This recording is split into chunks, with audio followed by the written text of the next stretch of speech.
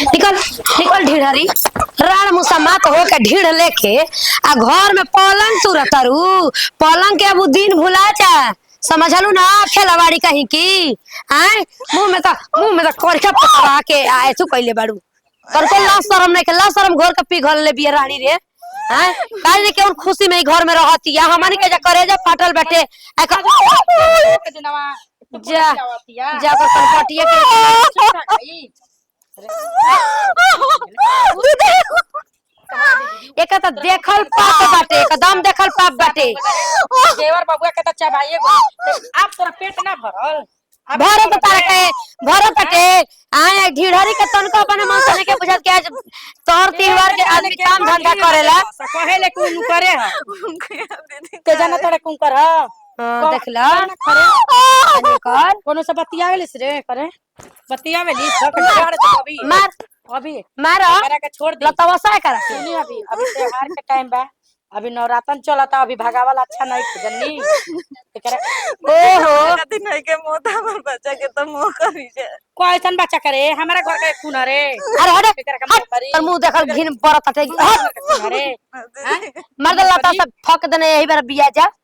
रे खेला बढ़िया एक तो का जना कॉमन करम कोइला सुनो मांगे सुननिया हमनी के घर देवी जी आवे वाला बाड़ी समझली हाई रो गाव जान रोवे गाव के बात उड़हर जो भाग जो मम्मी जरूर रे बताई कि हम कहां जाई अरे तोरा जहां मन करे जहां देख ले हेंग न धके दबा के मुंह में हेंग नहीं हम बहुत खिस बरताटी माने अभी माता दाई पूजे के बाड़ी आ नमी पूजे के बाड़ी ओई से खून नहीं लगाई ओई से खून नहीं कोई से हां में छुतिका करवाई जो दुआर पर गोबर पार के ओरिया दे जो हटावा आज कुल साफ होखेला सब सफाई जो गोइठा जाके गौरहर सरिया दे जो कर जी में कम खींच के लेके जो खींच के लेके जो उठ ओयो ऐसे जाइए ना देख भाग चल बहुत हमार हाथ गोड़ बिया हमारी पतो ही जान जा इ ना रहत ना तो हमारा के एकदम सने हाइल काइल क के त यही न धइले बिया हम मर जाती रानी के चलते बाप ओ बाप क के चलिए तकी अभी एकरा के कुछ ना बोले के बा आ ना मारे पीटे के बा काहे से कि आगन घर लिपावाई आज के रात कालसा धइल जाओ नमी पूजल जाओ बढ़िया से पूज पाज के तब एकरा के घसेट के खेल जा जितना ही घास छीले वाला गोइठा गोबर करे वाला जितना इहो एगो बात ठीक सब इहे करी द्वार पर के काम करे खातिर ठीक बिया काहे से घर में रखले के पाप बाटे पूजा पाठ पाप तो बड़ होइसन रण मुस्मात के घर में रखबू वो के कर तू ले लेबे के करना झूठ मूठ के कहा जाने रहा कैसे बर्दाश्त कइले बाने जानी बेटा के खड़ा ही रौर चबा गइल बाप रे ज्यादा बाप बात याद मत दिलावा ई सब चली अब रउआ रोई मत चली उठी आई चल हमनी के त जाके लेके आई कल सो किन के लेके आई जाई जाता नहीं होता हाथ से गोड़ धोम तबे ना ये भगवान कौन ऐसा गलती कोई नहीं की इतना बड़ी यार सजा रहे हमने के दिया नहीं अपन हमसे तो हमारा पेट में छोड़ के चल गइलन इतना बेकहाली लइका फइका हो गइल बरसन ना लोग ऐसा ऐसा लगावत कि बर्दाश्त मार हो कनिया कनिया का हो गइल हो काहे रो तड़ू आय का भइल हटे हो आई हो रमा हइसन देह बाटे रो तड़ू हई बहरिया के दीदी अब का बाहरी का भीतर का घूंघट में रही जब कुछ बचबे नहीं के गई ए पागल तो रो के अपन जान देबू का करबू जौन किस्मत में लिखा रहेला जौन भगवान के मर्जी रहेला उहे होला उनकरा आगे केहू के ना चलेला आए चुप हो जा रो मत कितना खुश रही जब सुनने की हम माई बने वाला बनी वो कितना खुश रही दीदी कि हम बाप बने वाला बनी कितना सपना सजा लेनी जाके ये तरी करम जाओ तरी बुराई मने छठियार मने लेकिन संजोग के तो कुछ और रहे का करू भगवान के मर्जी के आगे केहू के चलल बा कि चली तारा किस्मत में इहे लिखल रहल आ जाए द एगो जिए के सहारा तो छोड़ के गइल बड़ा ना अभी इन करे के सब कुछ समझा अपन बुझाइल ये तो को दीदी की जैसे काने सुनैल बा के लोग जाए लौक जाई हो। हमार परिवार ठीक रही तो ये दिन ना देखती। जानते बनी नैहर के तो दीदी इने बनी ससुर के हो गई ने। अही रमा तू रोत हो तो हमर करेजा फाटत है बाची चुप रह मत रो जाए दो का करबू एक दिन ना एक दिन खुदे वहां लोग के दिमाग खुली समझियन जा दीदी सब कुछ बर्दाश्त हो जाता काल काल के, लेकिन कहते है कि दूसरा के पाप ले ले वैसे ही नहीं के बर्दाश्त। सही हो दा कैसे कोई हाथना निर्दयी हो जाला हो दीदी रे बताए उन लोग तो खुश हो के चाहिए कि उनकर आखिरी निशानी है, खानदान के आखिरी निशानी है उनकर बारिश बा। तब का हो जाए देखो जानता हूँ हम ना बोली ना कि तार सास गोतनी तना लंगटिन है सन्नू की लड़े लगी सन हमरो से का करबू हम तो सब देखी ना सब सुनतन जा लेकिन का करबू दीदी सबके भगवान सुने लन के जने कोई माता रानी हमार सुनी है। अरे सुनिहन माई जी से गोहराव सुनिहन माई जी नवरात्रन चलता नवमी के पहरा बा जरूर सुनिहन चारों ओर से थोड़े ना बिगाड़ दीहन केनियो ना केनियो से बनाई हन चुप रह तो बुला तन बाबू जी जातनी हम ठीक ना चुप रह कनिया मत रो बीमार हो जबू दूसर देह बाटे हे भगवान रे बताई कि हम कहाँ जाए। चुप हो जा बेटी। दुनिया में हर एक व्यक्ति हर दुख बा।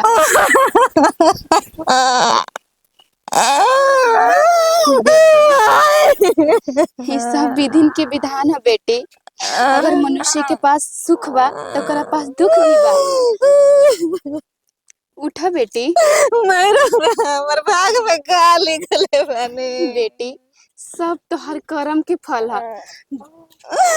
किस्मत हम ना भापी ना ई तो ईश्वर के लिखल है हर कर्म के लिखल है बेटी। लेकिन तू चिंता मत कर बहुत जल्द ही तोहरा जीवन में भी खुशी आवे वाला बा। तोहर मुरझाइल फूल खिले वाला बा बेटी। तोहर कोख में तोहर सुख पलता। जहिया ई दुनिया में आई उस दिन से तोहर जीवन में उजाड़ हो जाई बेटी उजाड़ हो जाई। और तू रो मत। अरे मनुष्य के तो जीवन ही यही खातिर होखेला और तू इतना रोवताड़ू। अरे मनुष्य तन ही सुख करे खातिर मिलेला। एगो इंसान के गइला से इंसान के जीवन खत्म ना हो जाला। तोहर पति के और दुआई इतना दिन ही धरती पर रहे लेकिन तोहारी माई हमेशा तोहार साथ बाड़ी और हमेशा तारा साथे रहियन। चुप हो जा बेटी चुप हो जा। कुछ तो ऐसा करी माई कि सब कुछ ठीक हो जाए। समय से पहले अभागे से ज्यादा ना केहू के कबो मिलल बा और ना ही कबो मिली। तू बस समय के इंतजार कर। समय आवते तोरा के हर एक खुशी हर एक सुख मिली जौना से तू वंचित बाड़ू। हम दिलाई बेटी हम दिलाई अपन बेटी के सुख हम दिलाई। ई तोहर चेहरा रोता हुआ अच्छा नहीं लागत। हंसा बेटी हंसा। ठीक बा माई रौरा हमरा साथे राम दुनिया त हमरा के दुत्कार के देले बा। अपना खातिर ना सही लेकिन ई बालक खातिर तारा जिए के पड़ी। तारा खुश रहे के पड़ी बेटी। रहबू ना बेटी माई खातिर रहबू ना। सदा सुखी रह बेटी सदा सुखी रह। माई माई जय हो माता रानी। आज हमरा विश्वास हो गइल कि सच में भगवान बाड़न सच में माता रानी बाई। लेकिन अब हमरा रोए के नहीं खे। हमरा के माई कहले बड़ी कि हमरा संग ही बड़ी। हम अपना बच्चा खातिर जी हम अपन माई के सहारा से हमरा खातिर दुनिया नहीं खे त नहीं खे। आज के बाद जौन कुछ भी बा बस हमर माता रानी हमर बच्चा बा। जय हो माता रानी। का बना दे बनावा पलकी या टमाटर में बानू मरचा उरचा गाना धुन डाला एकरा में मिजाज में बनावे एकदम तनी साग तो पलकी के साग बना दीजिए कि लटपट सब्जी भात वो तो ठीके रही थे। उहे बनावतन ठीक बा। हां बनावा लटपट सब्जी भात एकरा के बढ़िया से धो धा दियो। अच्छे एकरा में खराब बा तो धोम ना आई ना तन ताजा देख के हरियर लेके आवेला तो वो सुखाइल उठा के। हां अरे हो का करे के बा ओकरा के करा के अरे भर दिन कुहुर का हम कही एकदम हमार मिजाज तो उजा जाता। खिलवड़िया के हां अबिया मुसरमतिया एगो काम करो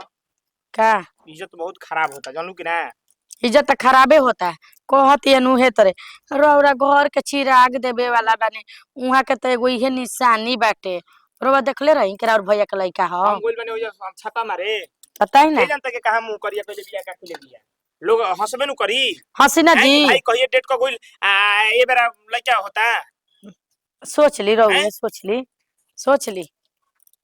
एगो काम करो ना मम्मी जी तो कहत रही घर से निकाले के लेकिन हम देखो निकाले के नहीं खे हाँ ऐसा माहौल बना दनु कि अपना मन ही चल जाओ तो वही तरह कराई के तनी बिया नु तो इहो एगो आराम बा के दुआर पर के मैं कचरा कुचरी साफ करत रहती है गोबर पानी ज्यादा ना साफ नहीं कर तो कर समाज में कचरा कह देती है तो ये बात समझते नहीं तू आगुली माई माई ले कही माई ले दहने काटे भाई कनी बुझत तो नहीं खे काट तनी हम आई सुनी का कहत तनी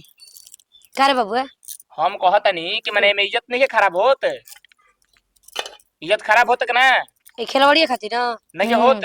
होते बाटे जब बेटे ना रह रहलन तो लेके का करम जी जब सागे ना रही तो साग के पानी से जुड़ाई हैं बताई तो इतना सोचे का भगावल जा ये जाना था कि कहां मुंह मरले बिया का खुले बिया का ना है आई इन बीच बरत ये कि हम भैया तारा भैया के लेके ढोवत नहीं तारा भैया माने मुहा से हल्का हुए हल्का से हो जाई हैं तब भगावल जाओ का तो का एथु करे के बाटे हम तो तू तो तोरी तो जनते बड़े की मुट्ठी में आमा जाई भैया के उठाव वाला जगह ने फेंकी 8-9 महीना हो गई हैं अभी 1-2 महीना की कहना एक महीना ले कसौना तो टाइम हो अभी एकरा में तो कैसे हो गई देख ली रहुए जोड़े वाला समाज में देखत नहीं है रहुए देख ली मने जे देखावत रहबू तो हम का करी बताई हम तो वही गोरी पानी के निकाल दिया जाओ घर से चलो सोकरा के घर से भगा दियल जा चलो सता तो हनी के जा ना तो ऐसा ना तो कहियो कि खुदे छोड़ के चल जा कुछ ना छोड़ा हटा माई ठीक कहती है जाके आ ओकरा के एकदम तने को सोचे विचारे के नहीं खे कोनो बहाना लगा के आ ओकरा जरूर उजुरा जासन तो तू चल क के हमर दोस्त मित्र है से कहत रह सही से कहत तो हनी रह को उजुरा सन तब जगह ना ई सुन वाली जी तो कैसे छुअम जगोइले मने ओकरा के रखे बहुत के सुरे बा लागल बा हमरा के भगावे के घर से तो मने तो घर चली में तब रखे के बाटे के चली जो घर से के भगावल जा जाके तोनी को उजुरा सन बुझा गोइल ठीक आ ओकरा बाद देख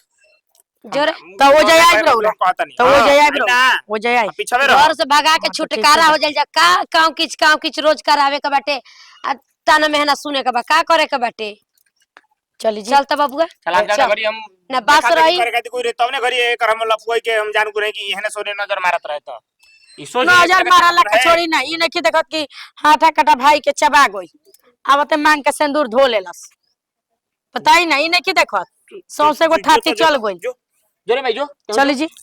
जो खाना दाना बाद में बने जो जानत रे बबुआ अगर आई जल्दी। अगर नाहियो घर से निकलत हिया त लातन मुकन कच्चा के निकल चौर के हां सुअरिया लगा घिसिया के फेंक बाहरी घी आते रहिए ना अब तो डरामा लगा के घर में एकदम तोरा के सुनाई ना देले रे हैं मुआ दे यही जे मुआ दे ना तो कहा कर रहे से चल जो होइए ना कोन तीरो के क्या करबे रे हैं जो ना के ढील ले बड़ी ओकर के ना करबे हो खाइए जे भाई जी के ओकरा डेट देले भाई के आज 9 महीना लगभग हो है अरे ये करम 1 महीना टाइम बा तो 10 महीना 12 महीना पे कर ले क्या होता चल है ना आही हम गोड़ धरती रही तो हम गोड़ धरती है घिसिया में काम घिसिया दी घिसिया लग जाता रे भैया जी अरे निकल लो अरे कर लू अच्छा जैसन बा भैया के पाटा में घुस के 9 महीना पर निकल के खाओ हम घुस करे चलो तो घर में छोड़ के हटाओ भागो देखो रे सिवान के बारी कर ठीक है बाबू चल चला इज्जत के एकदम पानी भैया जी अरे भाई लवा जाती है ऊ बंद कर चलो घर के बलाई कोई मारे लगा झापड़ अभी जाके देखो सुसुल सोलह महिला अभी जे खड़ा रहो हम अभी 1 मिनट ले लगभग अभी जरा हम ओकरा के देखम नहीं आई की लवट के कि नहीं मार देले बने ओकरा करेजा में मार देले बने कोनो ठीक नहीं कभी लवट के उड़ा सकती है मरले बने के ओकर पेट में लइका गड़ गइल बा चली एकदम ओकरा अरे हो गई 1 मिनट देख लिए चल जब एकदम अलग था जब हमें जैसे हिले के बानी हम चली दो हो गइल 2 सेकंड चली ने मम्मी के बैठे रे जेने जाई अरे चली जोड़ाते बंद करी ज्यादा है दादा चल गल हट भाग हमरा के तो बुझाते नहीं के का जा माई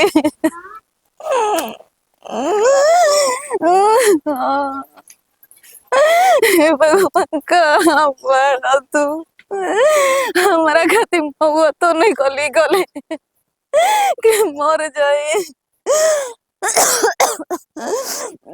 ओरे माई, ओरे माई, ओरे माई, ओ ओरे माई, ये तो सब कत ना बेटा तू करे लगल कोई लोग कत नहीं के बुलाई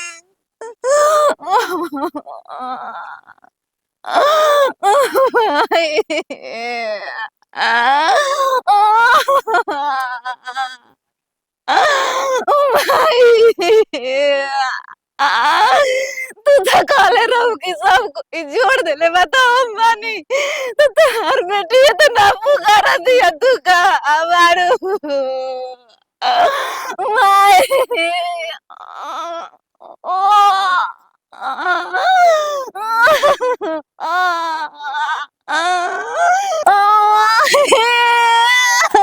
बेटी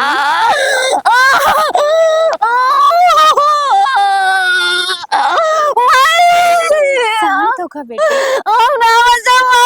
नहीं बेटी, ई पीड़ा तो तारा सहने के पड़ी। अरे ये जीवन के तारा आखिरी पीड़ा हटे। एकरा बाद तारा जीवन में बस सुख ही सुख होखी बेटी, सुख ही सुख होखी। शांत होकर बेटी, शांत होकर बेटी।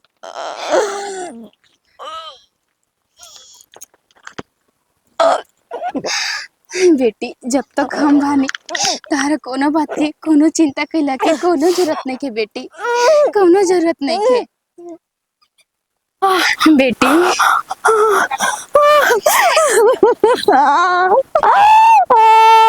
बेटी ये तोहार जीवन में लाने वाला खुशी वाला फूल हटे। अब तू बिल्कुल शांत हो जा बेटी, बिल्कुल शांत हो जा। अब तारा के हर वो सुख मिली जो ना खाती तू तरसल बाड़ू। माई हमरा के कोनो सुख ना चाहिए, हमरा के सब सुख मिल गई। हम जियल नहीं की चाहता ऐसन करी कि हम मेरी चल जाई माई। मनुष्य के तन तो बहुत भाग्य से मिलेला, तू एकरा के नष्ट करे चाहताड़ू। माई हम तो सहनी दुख तकलीफ सब कुछ, लेकिन हम एकरा के ना सहे दे सकी ना। चिंता मत करा बेटी, ये दुख तकलीफ सहे खातिर ना तारा के सुख करावे खातिर आइल बा। ई कोनो आम बालक नहीं खे। अरे ई तो ऊ बटे, ई तो ऊ बालक बटे जेकरा आइला से तू अब राज करबू। अरे अभी तू एगो दुखी मनुष्य वाला जीवन ना एगो रानी के तरह जियबू। तोहरा के तहार पुत्र एगो रानी के जीवन दी बेटी, ही रानी के जीवन दी। और आज समय आ गइल बा कि वो पापी लोग के पाप के सजा हम दी। चला बेटी चला, आज से तोहर दुख के घड़ी खत्म भइल बेटी, सुख के घड़ी आवे वाला बा। चला बेटी, आज ये पापी लोग के हम अपना हाथ से सजा दे, अपना हाथ से सजा दे। कहे से कि उन लोग के पाप के घड़ा भर चुकल बा। अरे पाप करे के भी एगो हद वाला बेटी, लेकिन उ लोग सारा सीमा तोड़ चुकल बाड़न जा। चला बेटी उठा बेटी। हाँ बेटी, जब तक तहार माई तोहरा साथे बाड़ी तोहरा कोनो बात के कोनो चिंता कैला के कोनो जरूरत नहीं थे।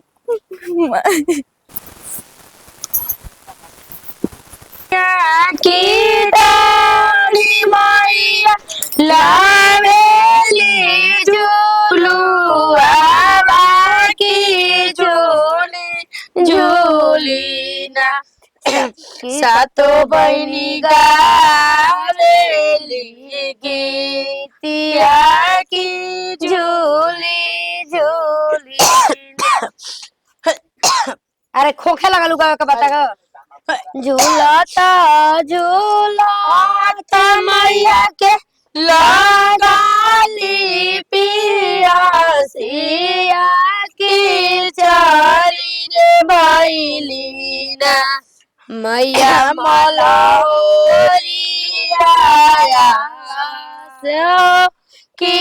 चाली भैलीना सुतली की जागले मालिना। अभी ना भइल बाबा तू गाता गाता माता अरे क्या हो गया ओकरा कुफुत में हमरा जब याद पड़ते तो साला मर भी लगे तू हमरा खबर सुने के मिले तू मर गइल हमरा खातिर। ए घर से निकल गई, छोड़ा है माता जी में ध्यान ले। माई के नाम ले माई। अरे तो माई के नाम ले बाबू घर सारे सवाल लगा माई रौरा घरे आइल बाड़ी। हाँ झूठों के राण मुसम्मत के फेरा में पड़ल बड़ा घर से कबा हट गई कांडे को कोई लिए क्या हमारे ध्यान से उतरते नहीं खे चल हमारे तन में इज्जत खराब कर लिया माता जी कुल भूलवा दिन चला गोड़ लागी गाओ गोड़ लागी गाओ माता गाओ जी के गाओ गोड़ गाओ लागी। गाओ शहर सवा लगाव रे बबुआ का बड़ा वो साल हम आ बबुआ गोल रंज का गाओ सुन गाय जी कवना बने बोले कोइल रे गावा कहिए से चालू कवना बने बोले कोयलिया कवना गाओ रे बबुआ बनवा बोले हो ए मैया हो कवना बनवा बोले सहरे सवा सातो बनिए सोच साथे हो ए मैया हो कवना बनवा बोले सहरे सवा सातो बहिना रंत साजे हो अमर बोले ले गालिया महुइया बोली बोले गाड़ी बोले कोई लारिया महुइया बोले महुइया गाड़ी बोले हो ए मैया हो मैया बोले सहरे सात बनिया के हो अरे माई गोड़ लगा तनी माई माई बहुत कृपा है कोई नहीं अरे माई गोड़ लातरी माता रानी दर्शन पाए ये मम्मी जी हमनी के कितना सच्चा मन से भक्ति कइले बन जा आज माई हमनी के दर्शन दे देली रही तो महतारी का आगमन ना भई रही अरे और रानी के दर्शन देवे खातिर ना तू लोग के पाप के सजा देवे खातिर आइल बानी क्वेश्चन पाप अरे तू लोग तो उ दुष्ट पापी बाड़ा जा ओकर कोनो माफी नहीं खे हमनी कौन इतना पाप जल्दी अपन कइल पाप के भुला गइला तू लोग ये महतारी हमनी के पाप का कोई नहीं आ गया चुप हमने के तरफ रखे बोलावत रह जा बने बने तू एगो भौवा भसुर के रिश्ता के भी अपमान कइले बाड़ा तोरा के तो हम सजा अपना हाथ से देम और ये तू महतारी हम कुछ सास के दूसरा रूप होला माई तू माई नाम के रिश्ता के अपमान कइले बाड़े तोरा शर्म नहीं खे ये माई गलती तो ऊ कोइलस हमर भाई डेट को बोल तो अवैध लड़का के जबरदस्ती है महतारी मृत्यु तो भगवान के लिखनी बाटे कर्म किस्मत के लिखनी बा उ जौन कर्म कैलस जैसन काम कैलस ओकर अनुसार ओकरा के मृत्यु मिलल लेकिन तू लोग के हवा जो ओकरा के सजा देवे वाला ये महतारी तो हमनी के समाज में सब के थूकता माता जी हमने के भगैनी जाना माता जी हमने के झूठ मूठ के अचरंग लगैले खुदे भागिन बिया माता जी बहुत गंदा काम कर रहे हैं माता जी दुष्ट नारी हमरा से कुछ नहीं के छिपल और हमरा से झूठ बोले के तनिक भी प्रयास मत कर हमरा सब पता बा कि का गलत बा का सही बा क्या न्याय बा क्या अन्याय बा तू लोग ओकरा के सजा दे वाली के हो जा अरे तू लोग के तो सोचे के चाही कि वो एक ना होकर पेट में बालक भी पलत रहे जवन की तोहर बेटा के खून रहे ये महतारी हमनी के वंश ना रहे ई तू लोग के भूल बाटे अरे वो तो गंगा जी निहन पवित्र बिया ओकरा नियन निर्बल तन बदन तक केहू के ना होखी अरे हमार बेटी कौन गलती कर रहे हर एक प्रयास कैलस ही घर परिवार के खुश रखे के हर एक पीड़ा सहलस ताकि वही घर में रह पाओ लेकिन तू लोग ओकर ना तो कोनो पीड़ा के समझ ला जा नहीं ओकर दुख दर्द के लेकिन ओकर हर एक आंसू के हिसाब आज हम करब बेटी हमनी से गलती हो गई बोलो बेटी से काहे बोली माई रे बताई तो सब बहुत फर्क दे जानी कन्या हमारा के माफ कर दा कन्या हमने के ना समझ तू लोग के गलती के माफी ना सजा बाटे ये महतारी रौरा के हमनी के बैंड बाजा बजा के पूजा करता नहीं यार रौरा साजा के बात हो गई जी पूजा पाठ रात भर हर एक माता चीज गई भोग पूजा पाठ ना होखेला कुछ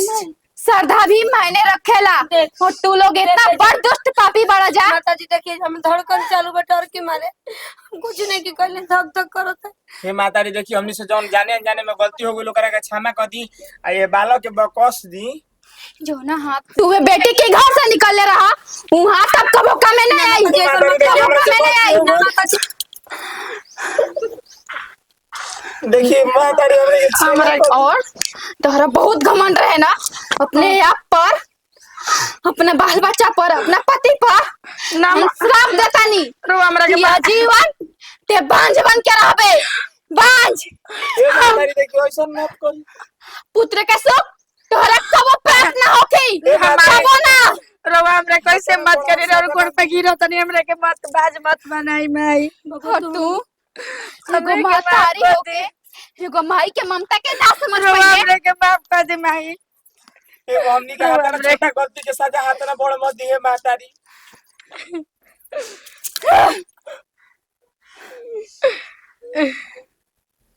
ई का करतनी माताजी रो जौना बेटी से तोरा इतना घृणा रहे ना कुछ ना रहे माताजी। जौना मुंह से तो हमारे बेटी के गंदा शब्द बोलले बाड़े ना तो वो मुंह कमे आई जौना परिवार से तोरा इतना प्रेम रहे ना तू कबू परिवार के देख पाइबे हे माताजी। आजीवन तू गूंगा और अंधा बन के अपन जीवन व्यक्त करबे ए मातारी हमारा मातारी के जीवन बहुत लमहर बटे। अत्याचारी कइले रही जा बेटी अब तू निश्चिंत रह बेटी हमने के माफ करवा द माताजी से। जब हर खानदाने ना रही तो तू अकेले घर में रह के आज क्या से कर। तोहार सुख के घड़ी चालू हो गई आज से तारा के हर वो सुख मिली हे मातारी जौना हमनी खातिर कुल तू परिवार तरसा के रहू क्षमा बेटी मांग ले तनी जा हमनी के बकवास माताजी हमने के माफ कर दिया। अब इनकरे के हमने के कोनो दुख तकलीफ ना दियल जाई। तनी मनी अत्याचार कइले रही जा बेचार के जियल मुश्किल कइले रही जाए हम लोग अच्छा ऊपर बेटी के कंठ दे दी बोले के हम चला गलती हो गल। हमनी सब वैसा ना होई माई। तू हमार कोग लौटा द माई। हमरो के माई बने के तू तो हक के माफ कर दी माई। ना बेटी जब घर में केहू रहबे ना करी ती रह के का करिया ना अकेले। बेटी ये लोग के पाप माफी के लायक नहीं खे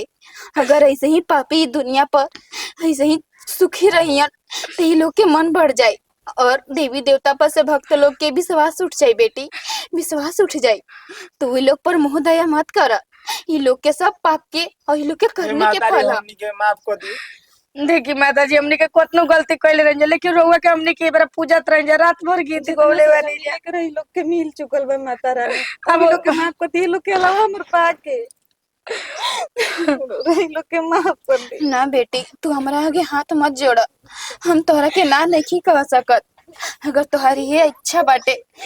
बेटी हम अपन मुख से बोलल वाणी तो वापस नहीं ले सकत जैसे धनुष से निकल बाण वापस नहीं आ सकत वैसे ही हमार दिहल श्राप वापस नहीं आ सकत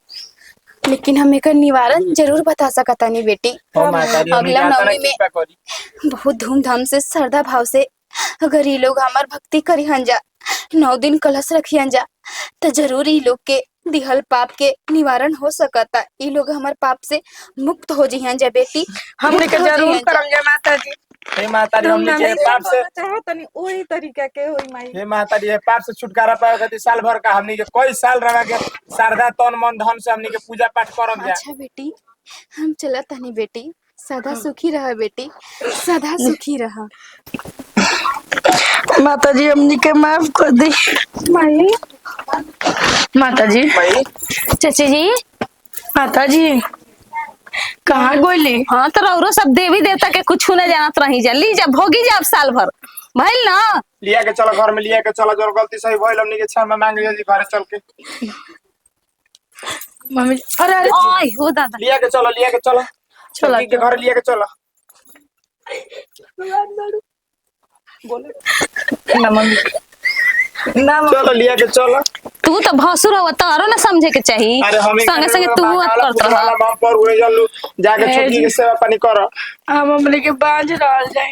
साल भर के त बात बा ओकर बाद हमनी के मेहनत कइल जाई चलो।